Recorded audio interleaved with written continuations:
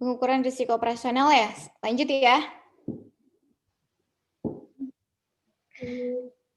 Nah, jadi untuk mengukur risiko operasional itu diukur dari dua faktor. Yang pertama, risiko suatu aktivitas atau risiko inheren. Jadi pengamatan frekuensi versus dari dampaknya. Terdapat 4 jenis utama kejadian. Low frequency atau low impact, low frequency atau high impact, high frequency atau high impact, high frequency atau high impact. Jadi kalau misalkan low frekuensi atau low impact itu jadi di sini jarang dipakai oleh perusahaan karena dia biaya untuk me-manage risikonya itu lebih besar daripada perusahaan untuk mengalami risiko tersebut gitu ya. Kalau untuk low frekuensi atau high impact ini apa namanya? Jadi dia menimbulkan tantangan tersendiri ya bagi perusahaan untuk dapat menjalankan aktivitasnya gitu. Kalau high frequency, high impact ini biasanya itu dipakai atau disertakan perusahaan di produk-produk keuangan. Misalkan saja kalau di perbankan itu ketika terjadi transaksi peminjaman dari satu bank itu kan ada asuransinya ya untuk meminimalisir risiko mungkin ternyata nasabahnya terjadi risiko gagal bayar dan sebagainya gitu. Terus risk control self assessment ini manajemen risiko operasional untuk mengidentifikasi dan mengukur risiko operasional yang bersifat kualitatif dan prediktif dengan menggunakan dimensi dampak dan kemungkinan yang berbeda. Risk control self assessment untuk mengidentifikasi dan mengukur risiko operasional yang bersifat kualitatif seperti kinerja. Jadi nanti dia pakai kuesioner gitu, nanti di checklist gitu. Jadi kok sifatnya kualitatif. Selanjutnya,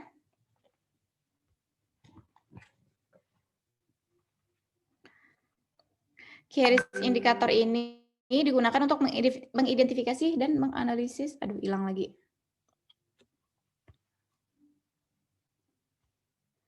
Risiko sejak dini atas naik turunnya indikator tingkat risiko dalam rangka pengendalian risiko operasional pada setiap aktivitas bisnis.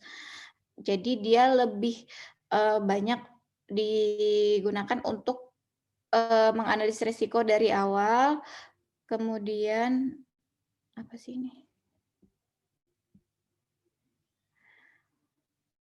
Menganalisis risiko dari awal sehingga bisa dibuatkan mitigasi-mitigasinya.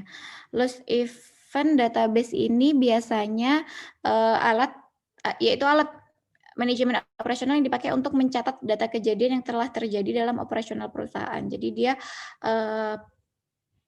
berdasarkan database perusahaan di tahun-tahun sebelumnya, gitu. Selanjutnya,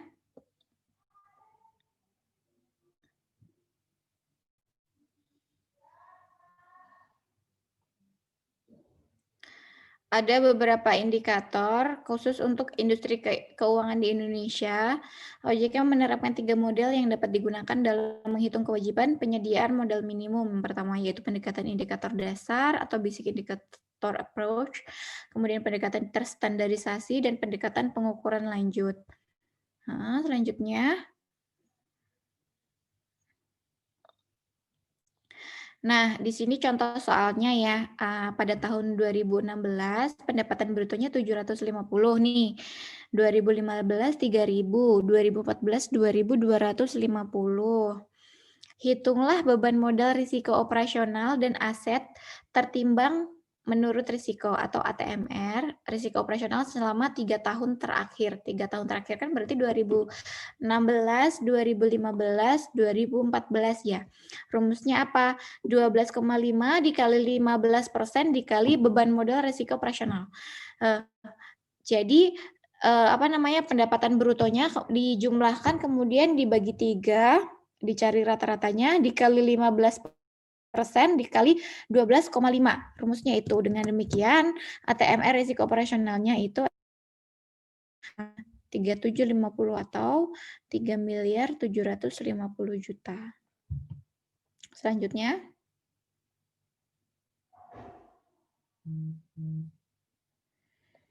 Nah, berikut ini lini-lini lini-lini usaha ya. Beta itu maksudnya itu deviasi dari resiko, mencerminkan tingkat resiko. Nah, itu dari labanya minus 2020 baru 2021 baru sudah mulai positif nih labanya. Kalau misalkan labanya minus itu berarti dihitung 0 aja ya. Nah, nih pada pendekatan terstandarisasi, modal tahun pertama ditetapkan 0, untuk tahun kedua dan ketiga hasil pendapatan bruto dikalikan dengan beta.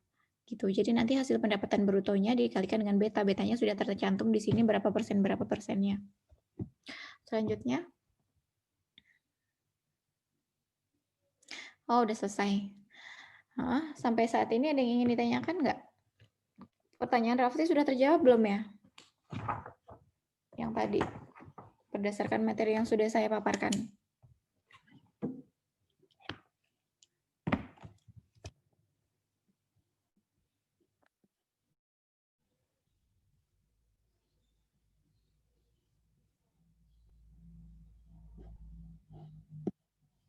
Mana nih? Kok pada diam? Ada yang ditanyakan nggak? Cukup, Miss. Kalau ada yang ingin ditanyakan, oh ya, kemarin itu ada pertanyaan, terus kemudian jawabannya ada di forum ya. Udah dibuka belum forumnya? Sudah, Miss. Sudah ya. Kemudian gimana nih? Ada yang udah mengerti belum? Atau ada yang masih ganjel? Saya harap sih itu bisa jadi media diskusi kita sama-sama ya di situ. Jadi grupnya itu grup forumnya itu nggak sepi gitu loh. Kita saling tukar pikiran di situ kan gampang, tinggal ketik aja di situ. Rafli tadi pertanyaannya sudah terjawab belum? Sudah, Miss. Jelas. Udah ya. Jelas ya. Ada yang lain mungkin yang masih abu-abu, buram, apa hitam?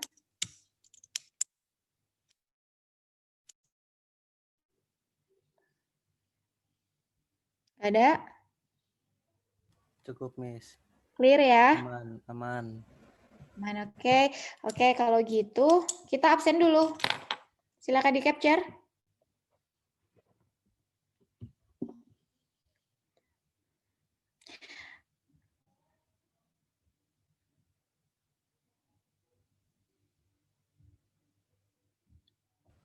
Aji ganteng juga, Ji.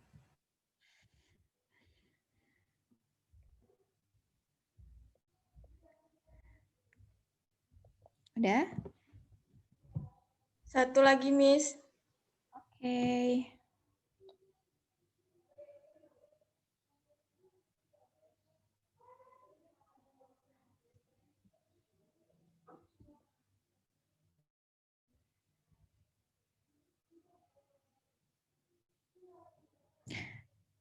Rizky Febri ini dari mana? Di mana ini? Dari tadi nggak on cam. Di jalan, Miss. Tapi dengar ya materi yang saya sampaikan. Keren Ki. Dengar, Miss. Oke, saya kira kamu lagi konser.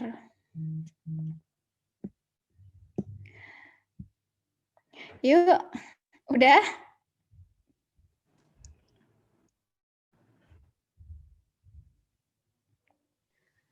Sudah, Miss, tapi banyak yang nggak kelihatan mukanya. Muka siapa nih yang nggak kelihatan? Rizky, Miss, hilang deh mukanya. Diam lagi, Rafli. Hilang di jalan mukanya. Oke, baik. Rizky, besok kalau lagi kuliah jangan jalan-jalan ya, Ki. Iya, Miss. Tunda dulu aja.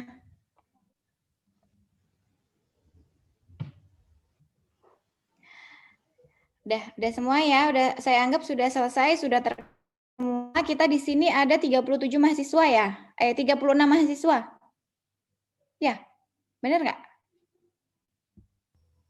Iya, Miss. Oke. Jadi apa namanya? Nanti nggak ada yang chat saya nggak capture atau kayak gimana lagi ya, karena kita sudah capture sama-sama. Sekian untuk pertemuan hari ini. Dan itu kita